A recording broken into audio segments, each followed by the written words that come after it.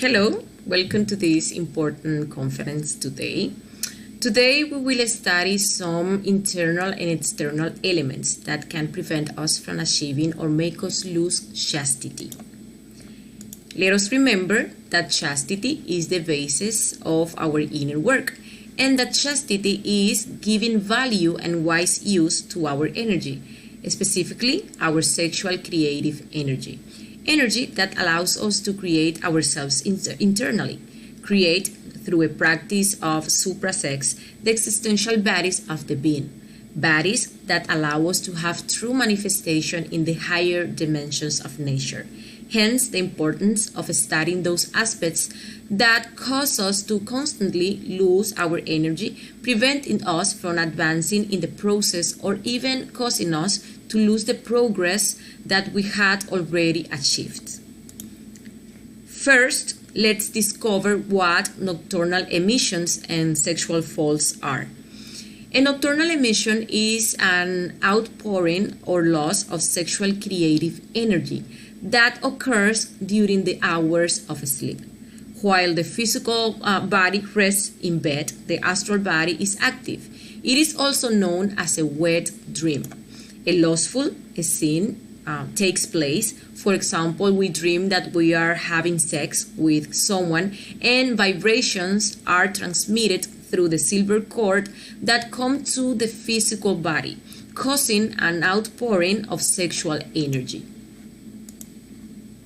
Sexual faults occur when we try to practice suprasex, but there is a loss of energy, of sexual energy, through ejaculation or orgasm. Both nocturnal emissions and sexual faults have the same consequences as fornication. They revive dead defects, create new defects, and feed the defects we already have. They also make us lose any progress we have made in the inner work. When one wants to put an end to the ego of nocturnal emission and sexual faults, one must work on the different facets they present. Now, let's study some of them. We will see the psychological aspects, attacks of the Black Lodge, external aspects, and aspects that occur during the practice of suprasex. On the one hand, we have the impressions. During the course of the day, we receive many impressions. These impressions come to us through the senses. Therefore, we have visual, auditory, olfactory, gustatory, and other sensory impressions. We see a person that we find attractive. We smell a perfume that we love. We hear a voice that seems sensual to us. We try a very exquisite meal. We greet a person and it seems to us that his or her hand is very soft and delicate, etc. Impressions can be transformed when we are in a state of wakefulness, when we observe ourselves and remember ourselves, and we eliminate all those impressions we are perceiving. But if we let our guard down, there is no one to transform the impression, and therefore identification occurs. All untransformed impressions can produce nocturnal emissions or sexual faults. There are also the identifications. We identify with many things. You yourselves will see. For example, one could identify with the process of anger, lust, greed, etc. One can identify oneself with a skirt one saw, with legs. One can identify oneself with breasts, with eyes, with a face, with hair, with whatever, the drink, the excessive food, etc. If one has an impression, for example, visual, and at that moment one works on that visual impression and asks for death, there is no identification. But if one continues to pay attention to what impresses us, giving it time and energy, we pass on to identification. Then we will move on to lasciviousness, which is frustrated sexual desire. Here, there are processes of mechanical imagination and fantasies of a lustful nature that, by not being pleased at that moment, generate that during sleep they manifest as erotic scenes and the emission occurs, or that during the practice that contaminated and heavy energy, because there was not a correct death process during the day, cannot rise up the spine, and therefore comes the sexual fall. We have to be cautious not to overlook all the lustful defects that manifest in our daily lives, since when we let them manifest, the process of identification and lasciviousness that we mentioned above occurs. Let us also remember that every time we let these defects manifest, they feed on our energy and pollute it. Therefore, this energy will not be suitable for transmutation. That contaminated energy will have no choice but to go down and come out through the nocturnal emission or sexual fall. We have to be in constant self-observation to discover those lustful details, such as the voyeur self, the flirtatious self, the seductive or conquering selves, the self in love, the dirty or double meaning jokes, details that may be subtle but terribly feed the lust. Well, there is another point that can cause loss of sexual creative energy: the attack of a witch. A witch may attempt to steal sexual energy from us during the night through the fourth dimension and produce on the physical plane an outpouring of sexual energy. It can also generate erotic scenes in the astral so that emission occurs. In those cases, it is important that we learn to defend or protect ourselves when these types of attacks occur, to prevent any power theft. To prevent this, we will use, as we see here, steel scissors placed in a cross, black mustard in a circle around the scissors, and a plea to our being to order our elemental intercessor to ritualize the elemental of mustard, to defend us and help us so that we can catch the witch who tries to steal our energy. When the witch tries to enter our room through the fourth dimension, the scissors will close and she will fall into the third dimension. There are also the attacks during sleep. These attacks made by the Black Lodge imply that when one goes to sleep, one must cast a spell and close oneself with Belilin and the magic circle. Hence, the importance of learning to conjure and keep us close for as long as possible during the day, especially when sex practices are going to occur. A practice of sex without the conjuration and the magic circle is almost equivalent to a sexual fall. Another aspect, and one of the most important to work on, is the issue of meals. There are foods that contaminate our energy and put it in an involutional state, causing the energy in that state to be unable to rise and therefore to rush down and get out the body. Therefore, we must avoid meals containing pork or pig. This affects our energy for up to 15 days. Eat fish without scales, catfish, for example, or fishes that feed on fecal matter. Eat farmed fish fed with pig's feces and anabolics. Meals from farm-raised chicken fed with anabolics and concentrates. Canned foods, toxic foods, foods in a state of putrefaction, all sausages, any food contaminated with pig. Also, all liquors work by preventing chastity. So, it is necessary to eat fresh foods. Any of the above can cause nocturnal emissions or sexual fall because they contaminate our energy. Another aspect is the level of the glass. We all have a glass where sexual creative energy is deposited daily. We'll notice that we feel more excited when the level of the glass is full or halfway up. So anything demands sexual activity from us because it is instinctive. This is showing that we have to learn to manage the body's energy levels. You know very well that if a glass is full, it spills. When a person has a high level of the glass and has no one to transmute their energy with, or has a partner but cannot practice for some reason of health or whatever, what must be done to prevent the glass from spilling? Well, learn to sublime the energy. So, what is sublimating energy? It is learning to seminalize the brain through a breathing exercise. That exercise is a pranayama where we are going to imagine our spine and our brain.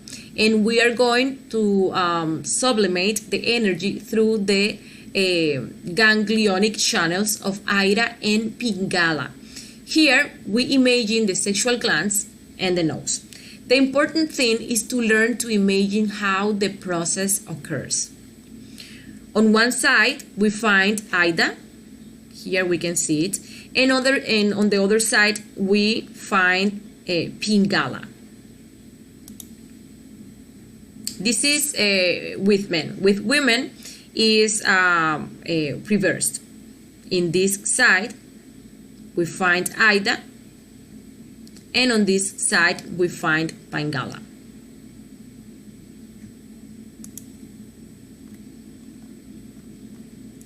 Well, these two snakes allow the energy to be sublimated through the vital body. Doing this breathing exercise and using the mantra Ham Sa. We mentally pronounce elongatedly the mantra Ham as we inhale, and audibly the mantra Sa as we exhale. The inhalation lasts about 20 seconds and the exhalation lasts approximately 2 seconds. There is a pause before inhaling again. In the case of men, they will cover their left nostril and inhale through the right nostril. You will imagine how the energy reaches the right nostril. Then you will cover your right nostril and inhale through the left nostril.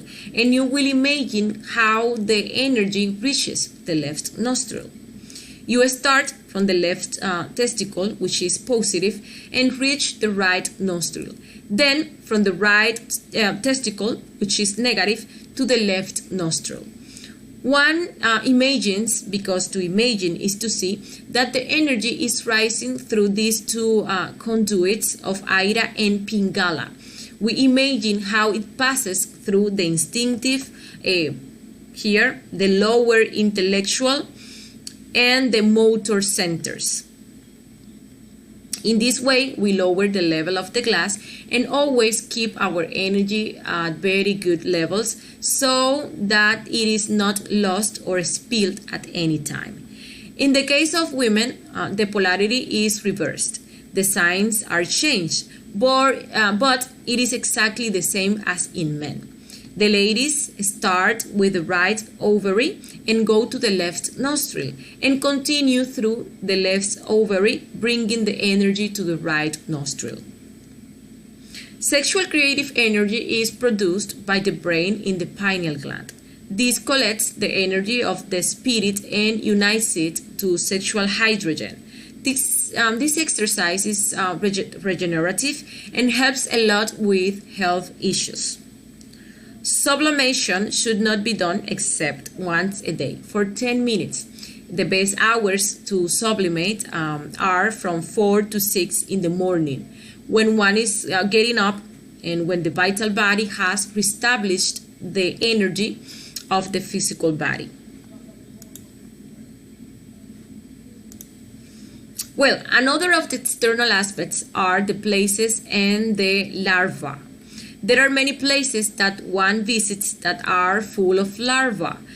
Theaters, cemeteries, brothels, residences, motels, hotels, nightclubs, churches, erotic movie theaters, etc., etc.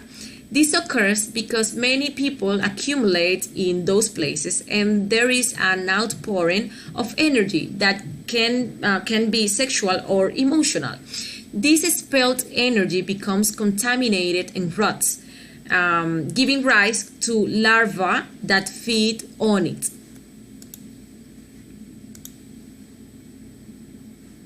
If for some reason we have to go to one of these places, we should put a pinch of sulfur in our shoes to prevent the larvae from sticking to us and then taking them to our bedroom.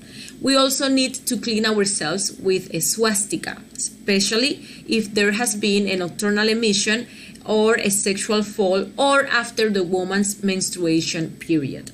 The swastika is done in the following way. Sulfur is used, with which we make this image we see here. It can be on a tile, and industrial alcohol is used. While doing this, our being is asked to order the elemental intercessor to ritualize the elemental of sulfur so that it cleanses our body and the environment. Then we fire it up and go through the place we want to clean. It is important to do this with the windows and doors open and not inhale the smoke, as it is toxic and harmful if we inhale it.